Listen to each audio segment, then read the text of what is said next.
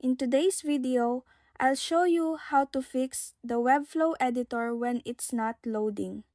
If your Webflow editor isn't loading, the first step is to clear your browser's cache and cookies.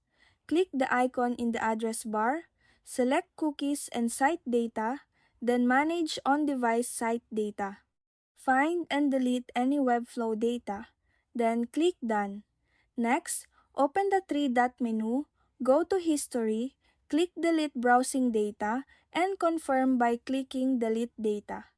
If that doesn't work, try using incognito or private mode to rule out any browser extension conflicts that might be blocking the editor.